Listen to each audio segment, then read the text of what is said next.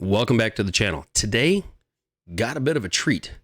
STAGG 23A, 130.2 proof. Where'd I get it?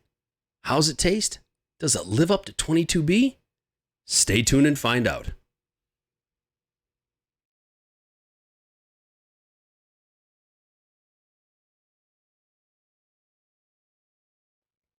Welcome back. Like I said, today we're doing STAGG, not Junior anymore. Like I said, STAGG 23A, 130.2 proof.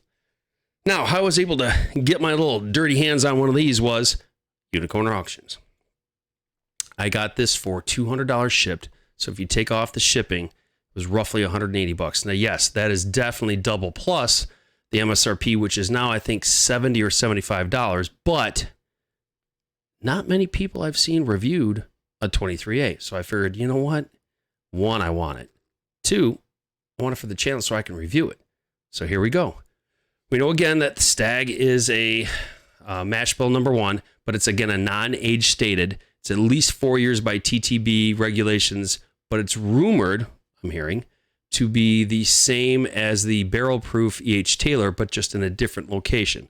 And again, this is rumored to be 7 to 9 years old. Like we said, the Mashbill is undisclosed, but normally it's the Buffalo Trace, I think, the high rye Mashbill #1. If I'm mistaken, somebody correct me down in the comments. Got a little bit into the bottle, got a little bit into history. It says George T. STAGG was born in Kentucky on December 19th, 1835. STAGG built the most dominant American distillery in the 19th century on the banks of the Kentucky River during a time known as the Gilded Age of Bourbon. I think we're in the golden age of bourbon now. That's just me. The distillery survived, floods, fires, droughts, and even prohibition when it made whiskey for medicinal purposes. Today, Buffalo Trace Distillery strives to carry on the tradition of its famous forefather.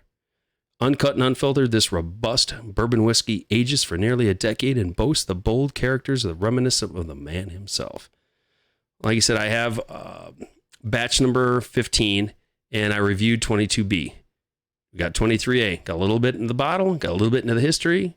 Like I always say, what's the juice like inside? Let's get to that nose. That is a punchy gal for 130.2 proof. You definitely get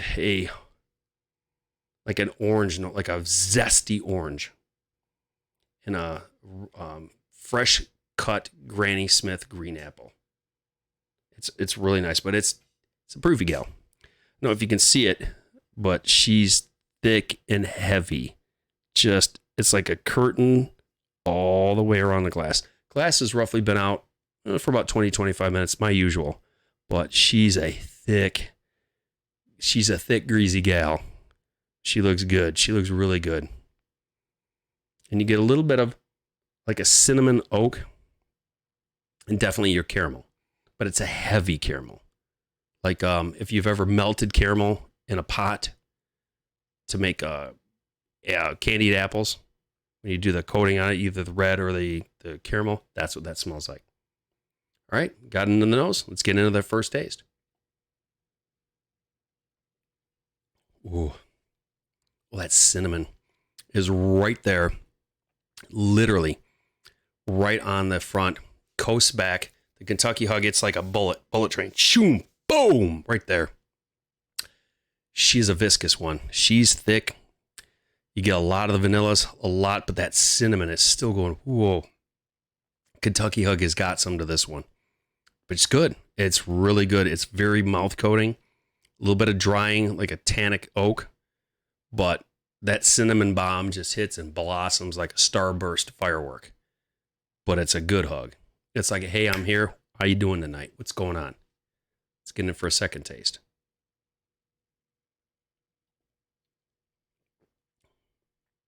Oh, she's a spicy gal. You definitely get a nutmeg, almost like a rye spice. Get a dark fruit note, almost like a raspberry, just on the cusp of not being ripe. But boy, she's a proofy gal. Spicy. That cinnamon is just punching through. Viscous mouth coating. Even on the lips, it's mouth coating. This is good. I mean, if you can find this for 70 or 75, pick one up. If you like, again, like I've said before, I like savory and sweet. This one here punches spicy and sweet. You get the sweet, but I like cinnamon. It reminds me of the old school cinnamon red hot candies, or like I said before, the cinnamon sticks that we used to get as kids. That's what that reminds me of. It's good. It's damn good. But like I said, if you can find this for MSRP, again, I paid far more than MSRP, but it's so hard. In my state, like I said, that big bourbon epic haul I got for the 22B when I just before spent that much is a rarity, guys. I'm liking Buffalo Trace is really kind of getting their product out there more than they used to, which is really nice. But when I saw them, I got 23A, I'm like, wow, that's a this year's batch, not the 22B or the 22A, which I've seen reviewed. But if you can get it, pick that bad boy up. It's good. If you like that spicy, cinnamony, sweet, savory note, it's totally worth it. Again, I'm your host, Brian. It's the Average Whiskey Drinker channel. Like I always say, find a bottle, open a bottle, enjoy that bottle. Because good whiskey, even when your wife tells you it's time for dinner, is always meant to be shared. Thanks for watching. Hope everybody had a great Labor Day weekend. Talk with you soon.